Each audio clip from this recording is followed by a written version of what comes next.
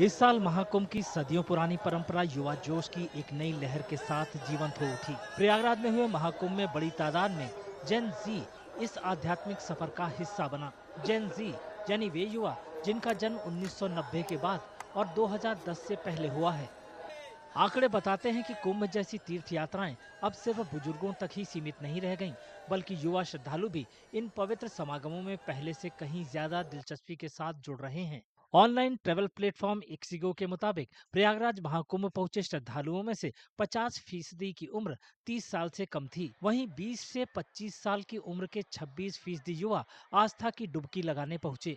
The most surprising or stark insight for me was that Kumbh was not just a phenomena where you would have assumed that it would be the older or the millennials, 40 plus slash 50 plus would be in bulk. That's what people would assume. But on the bus side, at least, our data revealed that Gen Z was leading the charge there. And in terms of 20 to 25-year-old, they constituted almost 26% of our bookings.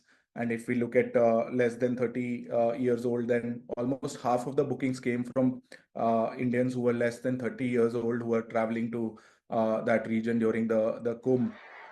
आंकड़ों के मुताबिक 2025 का महाकुंभ परंपरा को नए सिरे से परिभाषित करता है, क्योंकि खुद की खोज की चाह रखने वाले लोगों की तादाद काफी बढ़ी है।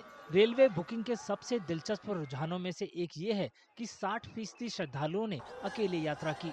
ये समूह में सफर करने वालों के मुकाबले काफी ज्यादा है।